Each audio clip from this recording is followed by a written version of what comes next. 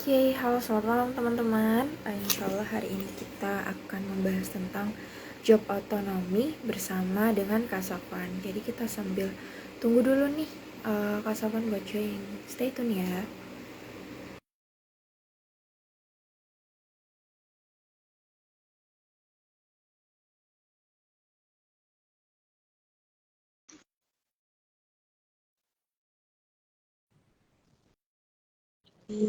Halo Mas Safwan. Halo Kak, Oke. Aman jaringannya kamu? aman Kak, aman, Insya Allah. Oke, oke. Tunggu ya, saya mau mengganti dulu sesuatu. Bisa nggak ya? Oke. Oke. Nah, halo Safwan, selamat malam. Halo, selamat malam Kak. Terima kasih sudah diundang. Iya, terima kasih juga sudah menerima undangannya. Iya. Siap. Oh iya, by the way, selamat wisuda. Akhirnya menyandang gelar ya, Alhamdulillah. SPC 2 hari yang lalu. Alhamdulillah, terima kasih banyak Kak. Terima kasih banyak. Syukur. Oke, jadi hari ini itu ada minta teman-temannya yang support gitu. Halo Oke, ada semua. Fajar, Syam, ada Hak juga dan lain-lain. Oke, sebelumnya terima kasih untuk teman-teman yang sudah join di live kali ini. Hari ini insya Allah kita akan membahas tentang job otonomi bersama Kak Safwan. Mungkin sebelum itu, Safwan boleh dulu memperkenalkan dirinya dari fakultas mana, angkatan berapa, tahun lulusnya kapan, gitu. Oke, siap. Terima kasih Kak atas kesempatannya. Perkenalkan, selamat malam teman-teman semua. Perkenalkan, nama saya Muhammad Safwan Zalifun Nas, akrabnya dipanggil Safwan. Saya berasal dari Universitas Negeri Makassar, jurusan psikologi. Alhamdulillah baru-baru ini sudah lulus. Mungkin itu aja kali. Oke, berarti angkatan 2019 lulusnya tahun ini. Kena kumlaut dong berarti, alhamdulillah. Alhamdulillah Kak, kumlaut. Oke, iya. Itu apa ya? Prestasi terbesarnya psikologi kalau mengumpulkan banyak cum gitu karena jarang. Nah, berarti Safwan ini adalah Alhamdulillah. contoh dari sebuah hal jarang yang ada di psikologi. Ya, Alhamdulillah. Ya, alhamdulillah oke. sekali. Hari ini kita mau bahas apa ya, Safwan, kalau boleh tahu?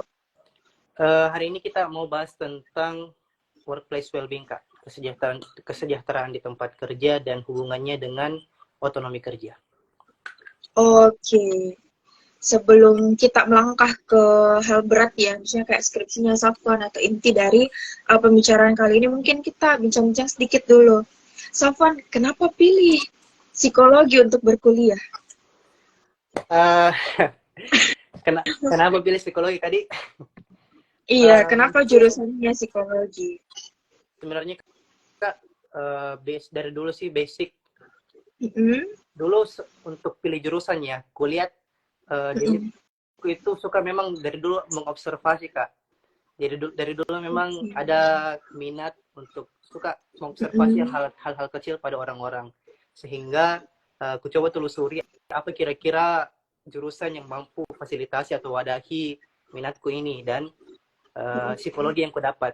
Cuman orang tua dan keluarga terdekat itu dukungnya ke kedinasan gitu, STAN. Oh, saya sepakat juga itu. Ya, jadi tujuan utamanya ialah STAN awalnya, daftar kedinasan. Cuman belum rezeki dan pada akhirnya daftar di psikologi UNM gitu. Oke, berarti rezekinya memang di psikologi UNM. Nah, boleh mungkin cerita sedikit lika-likunya di psikologi, misal Safwan selama di psikologi ikut organisasi kah atau ikut UKM kah, komunitas kah, atau apapun itu? Iya, oke Kak. Jadi selama kuliah di psikologi, untuk organisasi dalam kampus sendiri itu, dalam fakultas ya saya ikut di Saisport.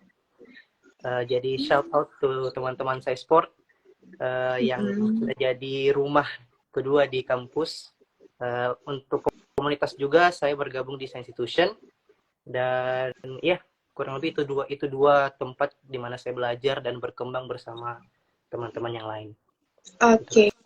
Kalau BKP sama magangnya di mana? Kalau boleh tahu. BKP magang kemarin itu di Charon Pokpan, di Daya.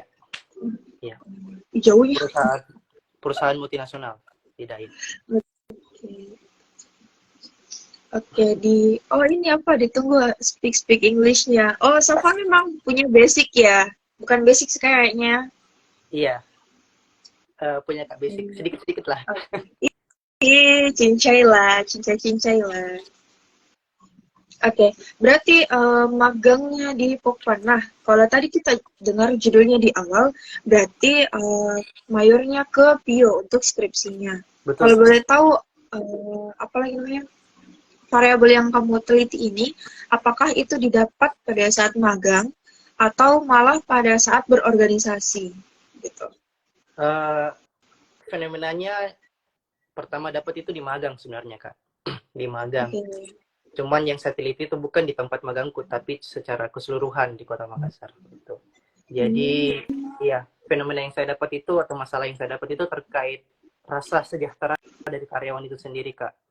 Banyak karyawan yang saya lihat kurang antusias, kurang happy, kurang enjoy dengan pekerjaannya, sampai-sampai, sudah sebut nama perusahaan lagi, sampai-sampai pada saat ikut magang itu, rasanya hampa, gitu. Hampa dan kurang enjoyable begitu. Padahal seharusnya kan di tempat kerja itu harusnya kita perlu enjoy, perlu happy agar juga bisa menghasilkan output yang lebih positif juga ya kan. Nah, padahal dan itu bukan yang saya lihat di tempat kerja gitu Kak. Jadi itulah mengapa saya angkat topik well-being itu, terkhususnya di tempat kerja. Kurang lebih seperti itu Kak. Oke, berarti berawal dari tempat magang yang ya harus kita sensor mulai sekarang. Iya. Meskipun sudah tersebut tadi di awal, tapi tidak apa-apa. Ini sebagai pembelajaran bersama sih sebenarnya gitu. Dimanapun kita magang, dimanapun BKP, apapun mayornya, ya kalau semisal kita dapat fenomenanya ya teliti aja, kenapa tidak gitu kan. Berarti Betul. Dapatnya itu dari tempat magang atau fenomenanya dari tempat magang. Terus bagaimana Safwan kembangkan fenomena tersebut sampai dapat kayaknya ini deh variabel yang cocok untuk saya teliti di skripsi nanti kayak gitu. Oke. Nah, untuk mendapatkan variabel yang satunya itu ya tentunya kita review literatur ya Kak. Jadi saya banyak baca dulu bahan bacaan literatur terkait apa saja sih yang bisa mempengaruhi workplace well-being ini. Banyak sekali variabel yang saya baca, cuman variabelnya menurutku jenuh, sudah banyak diteliti Kak. Jadi saya coba cari sesuatu yang baru, sesuatu yang masih minim penelitiannya, dan yang juga menarik bagi saya untuk diteliti, dan saya dapatkan itu adalah job otonomi kerja. Nah, itu tentang bagaimana seorang karyawan atau seorang pegawai itu bisa bekerja sesuai dengan kebebasan dan kemandiriannya sendiri dan tidak dibatasi secara berlebih-lebihan. Seperti itu, Kak. Oke, berarti intinya adalah adanya tidak adanya pembatasan terhadap hak-hak dari si karyawan tersebut. Fine. Oke, berarti fenomenanya ada, variabelnya juga sudah dikembangkan, gitu kan? X1, XY, X dan Y-nya sudah ada, dan segala macam. Nah, bagaimana Safwan sebenarnya lika-liku di dalam mengerjakan skripsi? Kan orang-orang itu rata-rata yang kemarin cerita kalau, oh iya, skripsi itu sedih, skripsi itu bikin emosi sebenarnya. Kayak, kenapa ini skripsi tidak selesai-selesai? Nah, apa sih sebenarnya yang Safwan rasakan selama mengerjakan skripsi itu? Perasaan selama mengerjakan skripsi itu gimana ya, campur aduk sih Kak. Kayak naik roller coaster gitu. Kadang betul. Kadang betul-betul serius mengerjakan, kadang lagi malas-malasnya. Tapi yang betul-betul kurasa itu, yang betul-betul sangat membantu ketika mengerjakan skripsi adalah lingkungan kita, teman-teman kita. Ketika kita mendapatkan teman-teman yang saling mendukung satu sama lain, kita kerja bareng, kita betul-betul saling support. Nah, itulah yang menjadi pendorong ya, pendorong yang paling besar untuk mengerjakan skripsi secepatnya. Dan salah satu orang-orangnya itu ya sedang menonton ini. Tidak perlu sebut namanya, kalian tahu siapa Anda. Ya, karena banyak sekali yang nonton, ada 17 orang. Mungkin bisa teman-teman yang punya pertanyaan langsung komentar di bawah, nanti insya Allah Safwan yang jawab, bukan saya. Oke. Jadi itu tadi mungkin roller coasternya Safwan menghadapi skripsi. Pernah nggak sih kamu selama meneliti kayak, aduh kayaknya saya jackpot deh ini variabelku, kayaknya susah gitu, kayaknya akan lama Kak dia lulus kalau ini variabel yang saya teliti, dan terlanjur nih mungkin sudah sempro kah atau sudah menuju hasil gitu. Sempat sih Kak rasa seperti itu, apalagi ambil skripsi Pio ya. Karena Pio Ya terkenal betul. dengan Pio terkenal dengan dosennya yang sangat idealis ya. Cuman alhamdulillah juga dapat dosen yang sangat support, dan meskipun banyak perlu tambahan sedikit sana sini, tapi karena itu lagi kembali kepada yang saya bilang tadi, teman-teman yang saling mendukung, ada tempat untuk berguru dan segala macam, jadi akhirnya itu semua bisa dilewati kayak begitu Jika. Berarti enggak pernah aja sampai yang kayak dia pindah fakultas makanya. Tidak. Salah Kak kalau mau pindah fakultas juga. Iya, sudah skripsi juga. Soalnya ada yang kayak gitu, ada yang sampai ya udah Ada. pindah deh karena ada kasusnya yang sampai pindah yang karena sudah tidak apa ya namanya, tidak berkenaan dengan dosennya, variabelnya juga tidak. Ini saya sebut merek nih, di Semarang ada seniornya saya, betul-betul dia pindah gitu kemarin. Dia pindah universitas, bahkan bukan pindah fakultas sih, pindah universitas gitu karena tidak cocok dengan skripsinya padahal sudah sempro, jadi lumayan ya gitu. Oke, ini masih bisa dijawab sekarang deh. Bagaimana peran orang tua terhadap proses penyelesaian studi? Beratnya pertanyaannya, Hak. Kenapa menjurus pribadi ini? Mungkin silahkan, Safwan. Oke, siap Kak. Terima kasih saudaraku Hak atas pertanyaannya. Jadi tentu orang tua juga punya peran yang sangat-sangat besar ya dalam penyelesaian studi, baik itu dukungan secara emosional dan segala macam.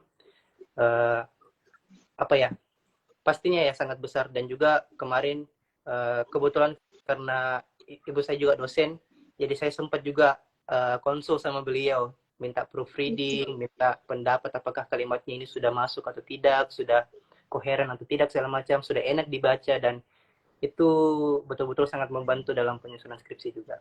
Shout out to my mom. Terima kasih Bu. Terima kasih Tante yang sudah bantu Safwan. Gitu. Oke, kita lanjut pertanyaannya. Jadi tadi semua bisa kacau. Kita bisa survive gitu intinya. Nah, balik lagi kayaknya kita mau melangkah ke bab 2 dulu. Apa sebenarnya itu job otonomi dan variabel yang menjadi fenomenanya Safwan sendiri. Oke Kak. Job otonomi dulu di. Oke. Karena mencoba Kak untuk jelaskan sesimpel mungkin, karena bukan Kak tipe orang yang betul-betul dari teorinya Kak. Jadi simpelnya Kak, job otonomi itu ya kebebasan dan kemandirian dalam bekerja. Jadi ketika seseorang bekerja itu mereka punya pilihan. Mereka bisa memilih untuk melakukan ini, itu, apapun yang cocok dengan dirinya untuk menyelesaikan pekerjaannya. Nah, untuk teorinya sendiri yang saya gunakan di bab 2 itu Kak, teorinya dari Bro. Nah, Bro ini mengatakan bahwa otonomi kerja ini terdiri dari 3 hal. Nah, otonomi dalam metode bekerja, dia karyawan itu bisa memilih metode apa yang sesuai dengan dirinya untuk menyelesaikan pekerjaannya. Yang kedua itu penjadwalan pekerja. Seorang karyawan itu bisa memilih kapan dia ingin atau mampu untuk menyelesaikan pekerjaannya.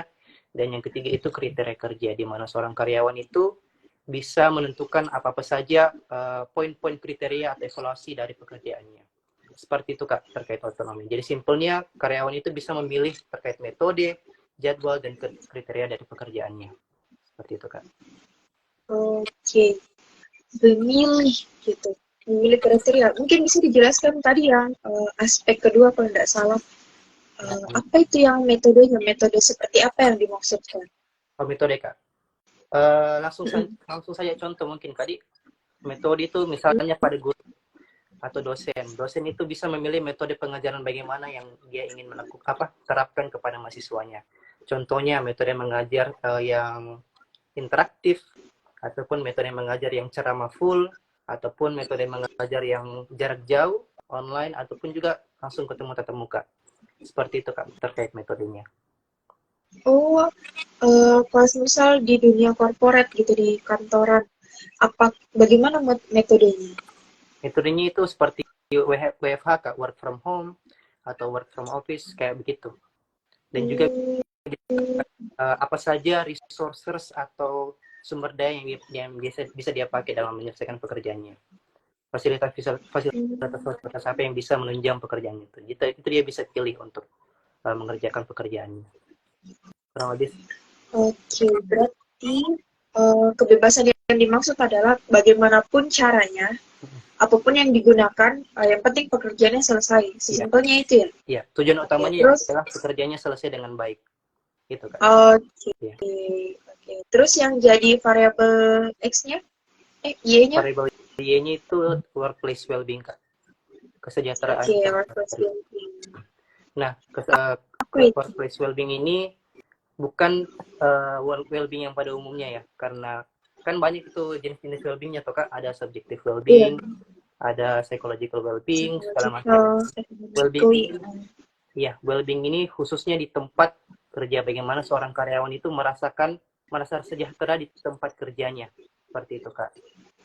Nah, aspek-aspek dari variabelku ini cukup banyak sebenarnya Kak, dan dia sifatnya multidimensional. Dalam artian, setiap aspeknya ini bisa berdiri sendiri, gitu. Jadi ada 6 aspek sebenarnya dari workplace well-being ini. Ada negatif aspek atau aspek negatif dari pekerjaan, ada emosi positif pada pekerjaan, kemudian yang ketiga itu ada hubungan relationship yang positif juga dengan rekan-rekan kerjanya, kemudian ada engagement, accomplishment, dan juga ada meaning atau makna kerjanya. Jadi keenam aspek ini saling melengkapi satu sama lain membentuk workplace well-being itu. Oke, berarti keenam-enamnya dijadikan pertanyaan gitu? Iya. Di skalanya seperti itu. Iya, betul. Berarti apa sebenarnya yang Safwan mau cari di 2 variabel ini? Yang saya cari itu terkait seberapa besar sumbangsinya ini Kak, otonomi kerja ke well-being karyawan itu. Apakah memang berpengaruh untuk meningkatkan well-beingnya atau tidak? Seperti itu Kak. Oke, korelasi. Kalau boleh tahu skripsinya Safwan pakai metode apa? Pakai kuantitatif regresi Kak. Oke. Kita sebisa-bisa berulang dulu ya. Oke, berarti di bab 3. Iya, ini simulasi, padahal selesai nih gitu ya teman-teman. Tidak apa-apa, kita ulangi saja. Itu berarti pakai metode kuanti. Nah, apa hambatannya Safwan pakai metode kuanti sebenarnya? Hambatan terbesarnya itu Kak, mungkin dengan banyak orang yang lain juga, pastinya olah datanya. Olah datanya langsung diolah datanya. Iya, langsung olah datanya. Dan susah juga mencari subjek, enggak Ji? Subjek juga cukup menantang karena skalanya sekota Makassar, dan yang saya sebar itu angket print out Kak, bukan Gform. Ada Gform juga. Jadi saya gabungkan Gform, saya sebar Gformnya, saya sebar juga angket print out-nya untuk diisi sama orang-orang gitu. Nah, lumayan ya kalau pakai print out juga. Iya Kak. Apalagi input datanya itu satu-satu ke Excel. Iya. Iya, itu yang bikin. Siapa yang bantu itu? Siapa yang bantu tuh? Saya juga sama teman-teman. Mungkin enggak usah disebut. Oh, teman-teman. Tidak tersinggung Jimmy dipanggil teman-teman. Saudara-saudara. Oke, jadi saudara.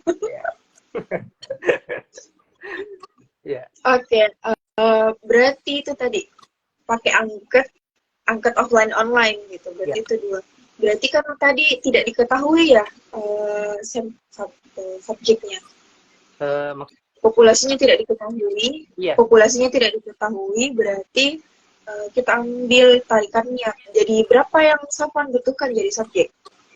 322 orang Kak yang saya kumpulkan. 322. Yang terkumpul 322 orang. Minimal targetnya? Minimalnya itu kalau nggak salah ingat itu 200-an Kak. 200-an. Kayaknya 200-an deh. Oke, berarti pada saat olah data mungkin bisa diceritakan berapa yang terbuang subjeknya, apa yang terjadi, kayaknya ini ada yang error atau enggak gitu. subjek yang terbuang itu kemarin sedikit jika kayaknya 5 orang lah, karena mereka sembarang isi toh. Mereka isinya itu selalu repetitif jawabannya, jadi kurang kurang valid lah untuk dimasukkan ke olah data. Jadi itu yang saya buang kemarin. 5 atau 7 orang kalau nggak salah ingat kemarin. Bagus berarti datanya ya, Masya Allah. Alhamdulillah. Karena jarang juga ada yang membuang sedikit itu. Boleh diceritakan turnover-nya pada saat mengolah data kayak gimana? Tunggu saya ingat-ingat dulu Kak. Kemarin itu sama ini sorry saya potong. Sama metode ininya. Apa namanya? Metode olah datanya pakai apa kayak gitu. Mulai dari awal uji hipotesa kah, atau regresi linear dan segala macamnya mungkin. Oh iya Kak. Jadi mulai dari input datanya itu kemarin saya kerja waktu bulan puasa. Nah itu juga jadi tantangan Kak, ya, karena selama bulan puasa itu di siang hari sampai sore itu tidak ada saya kerja sama sekali skripsiku. Nah, jadi pasti malam hari baru saya bergerak sama teman-teman. Saya ingat sekali itu sudah tarwi, baru kita kumpul, baru saya input dataku juga di situ. Nah itu cukup memakan waktu juga. Nah setelah di input, kemudian diolah datanya. Nah yang pertama itu uji asumsi Kak, uji asumsi linearitas dan normalitasnya. Ketika dua-duanya sudah terpenuhi, kita lanjut ke uji hipotesisnya. Uji hipotesisnya itu yang saya pakai adalah uji regresi linear sederhana. Dan ternyata dari hasil uji olah datanya itu memang terdapat pengaruh yang signifikan. Cuman sumbangsi atau kontribusi dari variabel job autonomy ke workplace well-being ini hanya sebesar 6% Kak. Sebesar 6,6%. Jadi meskipun ada pengaruh yang signifikan, tapi sumbangsinya itu tidak terlalu banyak Ji. Dalam artian ada banyak variabel-variabel lain yang bisa lebih besar pengaruhnya ke workplace well-being itu. Seperti itu. Berarti ada enggak variabel lain yang kamu masukkan atau pembandingnya? Tidak ada sih sebenarnya, cuman ada beberapa yang saya sarankan seperti iklim pekerjaan, lingkungan pekerjaan itu sendiri. Kurang lebih kayak begitu Jika. Oke, jadi kita ke pembahasan asik. Apa yang Safwan dapatkan dari meneliti kedua variabel ini? Yang saya dapatkan itu Kak, oh iya, analisis tambahan sebenarnya juga banyak insight yang saya dapatkan itu Kak, karena kan variabel Y-ku ini multidimensi, yang 6 aspek tadi.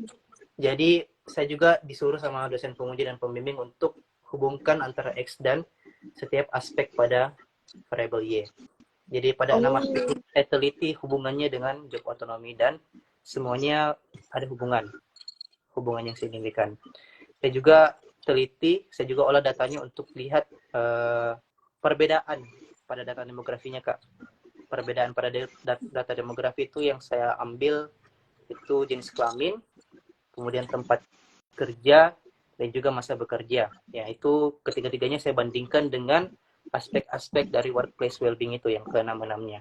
Nah, menariknya Kak, di sini kan yang saya sebar itu di 5 tempat, di 5 kawasan sektor industri Kak.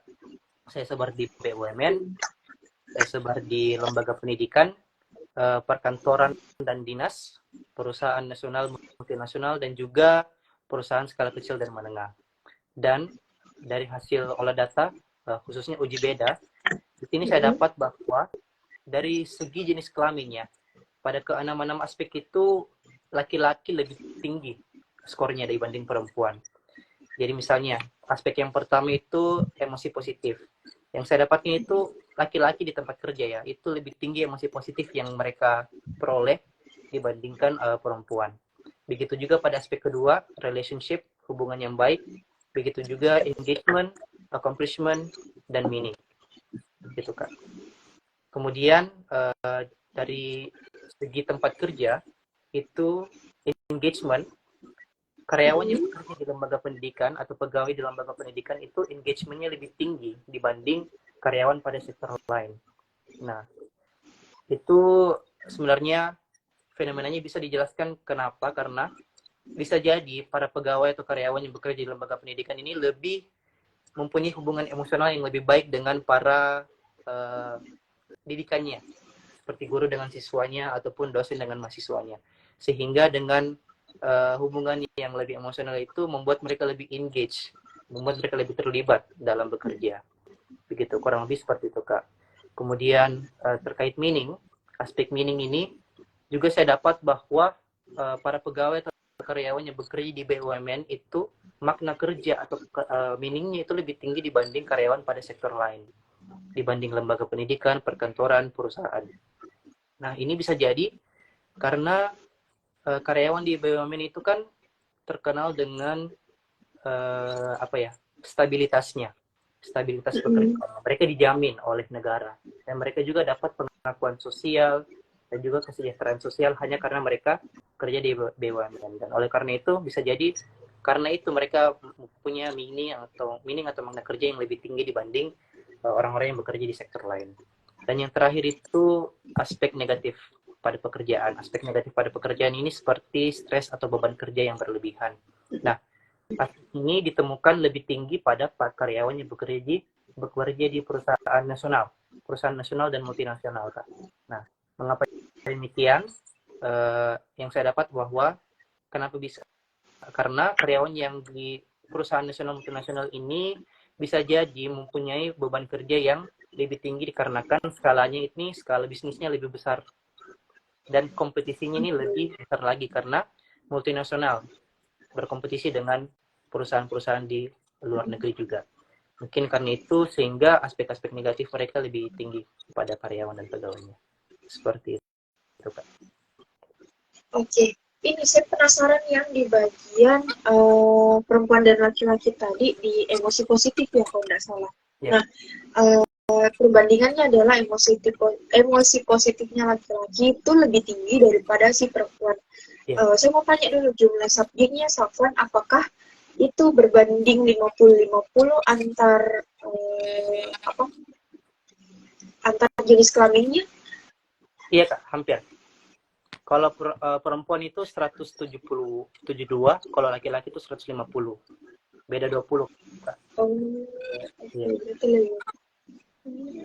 Yang besar emosi positif.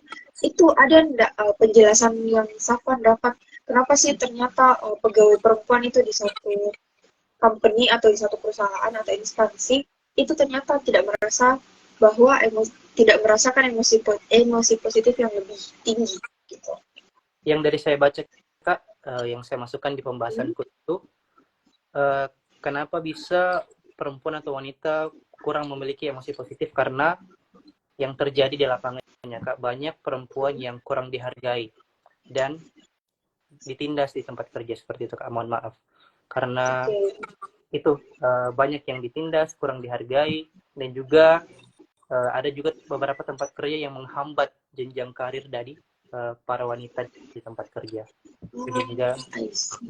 Sehingga oleh karena itu cenderung emosi positif ini lebih tinggi pada laki-laki dibanding perempuan, Kak. Itu yang dari saya baca, Kak. Oh, oke. Berarti ada memang penjelasan secara ini ya, teoritisnya itu seperti apa. Nah, ini juga yang bagian aspek negatif. Saya awalnya tuh kiranya bakalan BUMN yang paling tinggi gitu dibandingkan aspek negatif, karena mereka bertanggung jawab secara kenegaraan. Terus tadi ternyata mereka lebih tinggi di bagian meaning. Yang saya mau tanyakan adalah ini nggak tahu saya bisa tanyakan pas sebenarnya saya tanyakan atau tidak, karena BUMN kan pegawai BUMN kan itu di hire oleh negara, dijamin oleh negara gitu kan. Nah, tapi ternyata ada nggak sih penjelasannya bahwa beban kerjanya di antar perusahaan ini, di antar instansi maksud saya, di antar instansi itu kayaknya lebih tinggi yang A, lebih tinggi yang B, lebih tinggi yang C, atau memang kayak ya udah lebih berat aja gitu. Kalau soal beban kerja itu belum saya baca, Kak, dan saya tidak masukkan datanya. Tapi terkait meaning pada BUMN itu ya yang dijelaskan tadi, Kak, bisa jadi mereka punya makna kerja yang lebih tinggi karena mereka dapat pengakuan gitu, Kak, pengakuan dari lingkungan sekitar kalau mereka bekerja di BUMN yang terkenal sangat favorit lah ya untuk didaftari. Kemudian mereka juga dapat jaminan kerja. Jadi mungkin karena itu bisa jadi mereka lebih punya makna kerja yang lebih tinggi dibanding karyawan di tempat-tempat kerja yang lainnya. Soal beban itu mungkin relatif ya Kak, bisa jadi berbeda-beda di setiap tempatnya, dan itu belum saya baca lebih lanjut lagi. Oke. Kita kembali dulu ke aspeknya sih job otonomi. Sebenarnya saya penasaran sama job otonomi ini karena sangat-sangat jarang dan baru pertama kali juga saya dengar sebenarnya di bagian metode. Nah, kemarin itu ada juga bintang tamunya kita, asik bintang tamu. Ada Ihsan gitu, ada Kak Oci yang join, dia bahas tentang cyberloving. Nah, cyberloving itu kan perilaku karyawan pada saat jam kerja, dia itu mengakses hal-hal lain atau sosial media di luar dari pekerjaannya gitu. Nah, apakah metode WFH, WFC, work from cafe, work from Bali, atau dari manapun itu, from anywhere, apakah itu akan mempengaruhi besar kecilnya atau tinggi rendahnya seseorang dalam bercyberloving? Ada nggak sih yang Safwan dapat kayak, oh oke, karena dia WFH mungkin dia lebih banyak bisa mengakses sosial media, dia bisa lebih kreatif lagi, atau bagaimana sebenarnya penjelasannya tentang pemilihan metode kerja ini? Oke Kak, jadi terkait cyberloving-nya, itu juga baru saya dengar, dan hubungannya dengan kebebasan untuk bekerja dimanapun, tentunya kemungkinannya bisa lebih tinggi ya Kak, apalagi ketika kita kerja di kantor, yang tidak ada yang awasi para karyawan tersebut, tentu probability atau kemungkinan akan mereka cyberloving itu pastinya akan lebih tinggi. Akan tetapi itu sebenarnya kembali lagi pada individunya. Ketika individunya itu bisa betul-betul kontrol dirinya, disiplin dalam bekerja dimanapun mereka berada, maka itu sebenarnya bisa jadi ditangani. Dan kembali lagi pada job otonomi, sedikit saya tambahkan Kak, sebenarnya job otonomi juga ini fenomena yang sangat kompleks ya Kak, karena otonomi yang berlebihan juga tentu tidak baik ya, pasti perlu ada batasan-batasan yang diterapkan. Oleh karena itu tentunya terkait seberapa jauh batasan yang perlu ditetapkan, seberapa ideal batasan yang diberikan terkait otonomi itu masih perlu diteliti lagi Kak. Gitu. Karena jangan sampai otonomi yang berlebihan ini malah karyawan semena-mena. Otonomi yang rendah juga bisa jadi karyawan jenuh karena selalu diatur-atur. Jadi perlu ada semacam batasan yang ideal terkait sejauh mana karyawan ini bisa diberikan pilihan untuk bekerja. Gitu Kak. Oke. Nah, kalau boleh tahu apa sih hal unik atau hal yang menurutnya Safwan kayak, oh ternyata ada ya hal seperti ini gitu pada saat Safwan meneliti. Hal unik ya Kak. Hal unik itu yang tadi yang saya jelaskan Kak, terkait perbedaan-perbedaan dari tempat-tempat kerja itu. Ternyata karyawan BUMN itu makna kerjanya lebih tinggi, ternyata engagement itu lebih tinggi di lembaga pendidikan, dan sebenarnya hal-hal seperti itu betul-betul mematahkan stereotip-stereotip yang ada, yang katanya engagement itu bisa lebih tinggi di perusahaan-perusahaan yang bagus. Ternyata karyawan-karyawan atau pegawai di lembaga pendidikan malah engagementnya yang lebih tinggi, dan itu yang saya anggap menarik ya, saya rasa menarik ketika saya uji dan saya teliti datanya. Seperti itu Kak. Nah, berarti itu tadi surprising case yang Safwan dapatkan gitu, hal unik yang Safwan dapat pada saat meneliti.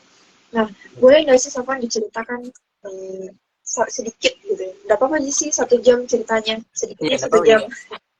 Safwan boleh nggak Safwan ceritakan kayak dari awal ini Safwan meneliti, dapat variabel, terus persempro sampai hasil apa sih Safwan yang kayak selain teman-temannya dan saudara-saudara yang tadi sudah membantu, sebenarnya apa yang motivasi Safwan untuk gimana ya bahasanya?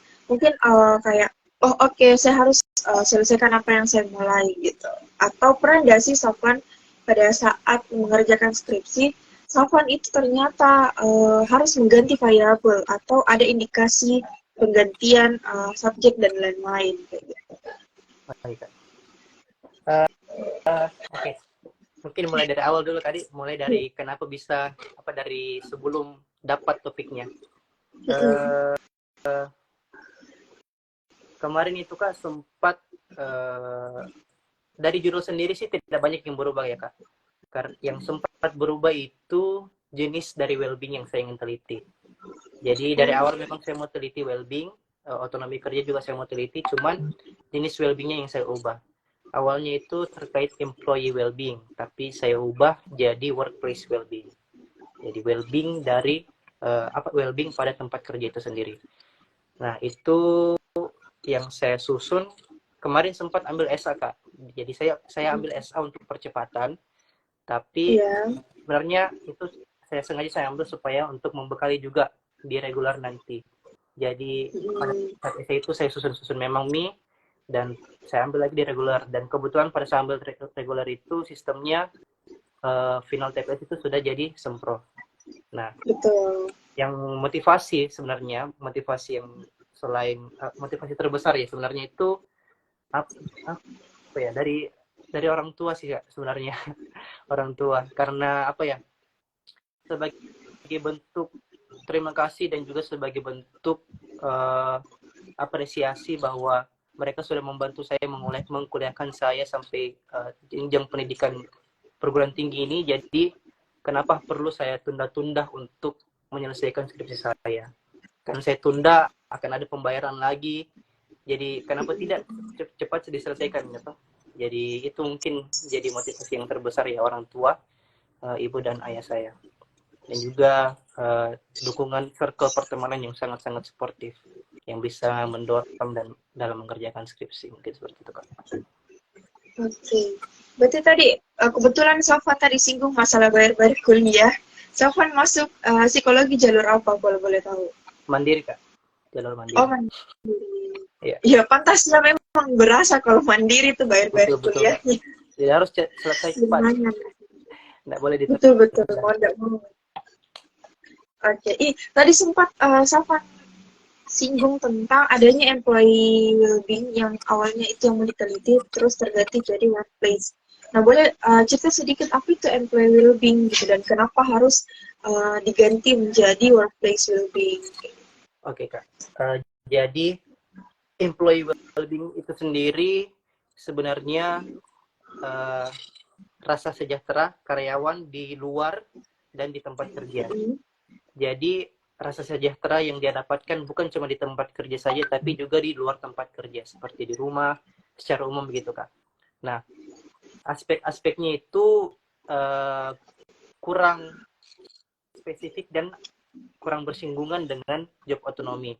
Ini sebenarnya saran dari pembimbing saya Kak. Jadi saya cari-cari lagi teori lain tentang well-being, dan yang paling cocok itu ialah ini Kak, workplace well-being dengan 6 aspeknya itu. Itu kenapa saya ubah variabel Y-nya.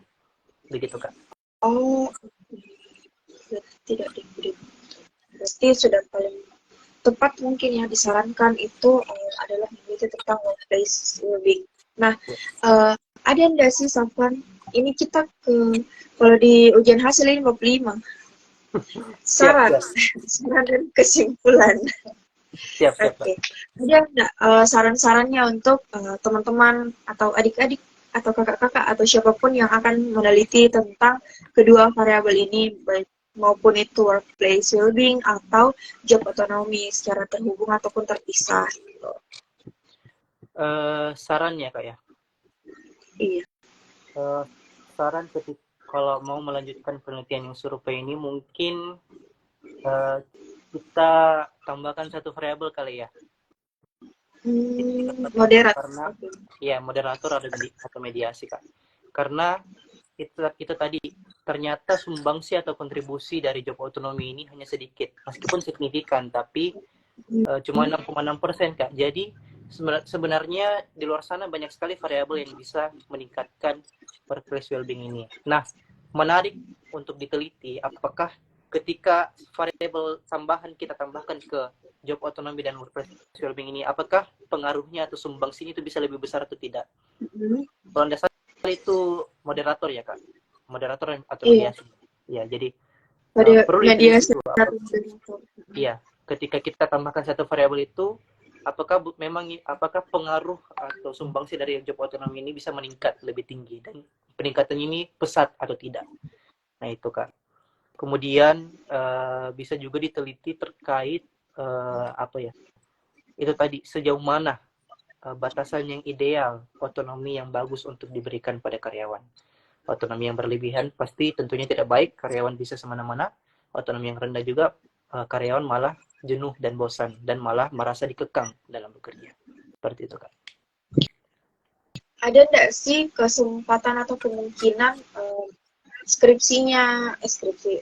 penelitian ini itu dilakukan secara kuali atau eksperimen? Kalau kuali bisa kali ya Kak. Kalau eksperimen belum tergambarkan bagaimana prosedurnya, tapi kuali bisa. Kita bisa melakukan wawancara yang sangat mendalam terkait karyawan, terkait apa saja pengalaman yang dia mendapatkan di tempat kerja itu, apakah memang betul-betul selaras ya terkait workplace well-being-nya, dan juga kita tanyakan terkait job otonominya itu, apakah mereka merasa perlu untuk job otonomi itu, atau malah mereka tidak perlu. Jadi wawancara yang mendalam juga bisa kita lakukan dalam meneliti fenomena ini. Tapi eksperimen saya kurang tergambarkan terkait prosedurnya bagaimana. Oke, kita sebelum ke ujung, kesimpulan aja dulu deh mungkin. Apa sih yang dapat kita simpulkan dari penelitiannya Safwan ini? Oke, jadi yang bisa disimpulkan itu terdapat pengaruh yang signifikan, hanya saja sumbangsi atau kontribusinya itu sangat minim, dan juga pada akhirnya implikasi atau manfaat dari penelitian ini ialah untuk jadi landasannya para perusahaan, tempat-tempat kerja ini bisa jadikan penelitian ini sebagai landasan untuk menerapkan pemberian otonomi dalam pekerjaan pada karyawannya.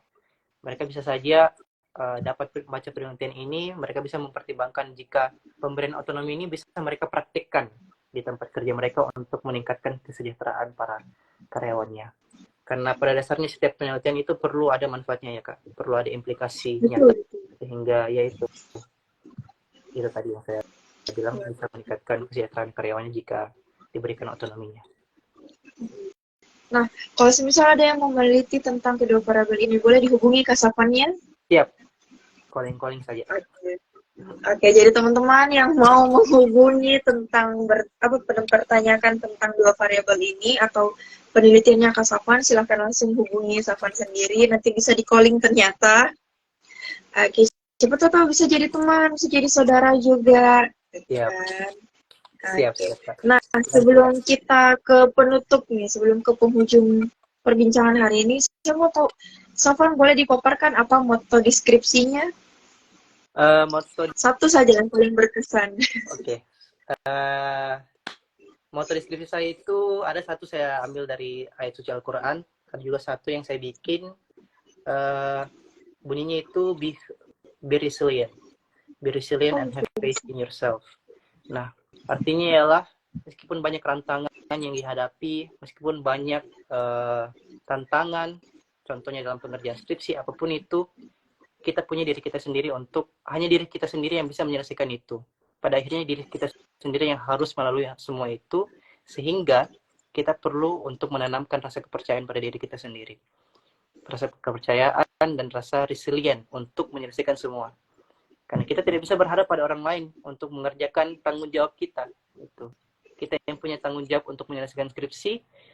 Oleh karena itu, ya kita perlu untuk menyelesaikan itu dengan menyelesaikan tanggung jawab itu, tanamkan rasa resilient dan tumbuhkan rasa kepercayaan diri pada diri Anda bahwa Anda bisa, apapun tantangannya dan hambatannya. Sepakat. Itu bisa teman-teman contoh untuk jadi moto juga, tapi ditulis namanya Kak Safwan. Siap. Karena kita sudah di ujung, saya mau ucapkan banyak terima kasih ke Safwan juga. Mungkin Safwan punya pesan-pesan dulu ke teman-teman yang menonton hari ini, dan mungkin bisa disampaikan kesannya sudah bergabung untuk menjadi seorang narasumber di Iya hari ini. Oke. Pertama-tama tentu terima kasih yang sebesar-besarnya Kak Uzi beserta kakak saya Iya sudah diundang menjadi pembicara, pengalaman yang baru ya, dan juga merupakan suatu wadah yang sangat-sangat memberikan manfaat yang bagus bagi para kami yang baru-baru menyelesaikan skripsi. Karena ketika kita menyelesaikan skripsi tidak hanya berhenti pada itu saja. Kita perlu untuk menebar implikasi dan informasi daripada skripsi itu, dan saya rasa CIIA ini, platform CIIA ini betul-betul bisa menjadi wadah bagi teman-teman.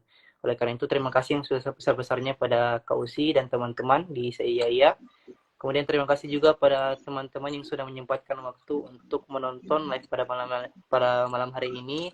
Mohon maaf bila ada kesalahan kata, atau mohon maaf bila cara menjelaskan terlalu cepat atau berlibat-libat. Semoga poinnya tersampaikan, semoga dapat dipahami, dan semoga pembicaraan pada malam ini bisa bermanfaat bagi teman-teman semua. Gitu, Kak. Oke, terima kasih kembali Safwan. Salam dari kakak-kakak di CIIA.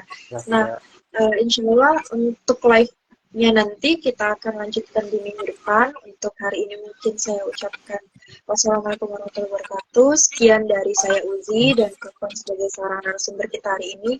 Terima kasih Safwan. Sampai jumpa teman-teman di episode berikutnya. Terima kasih. Dadah semua. Terima kasih.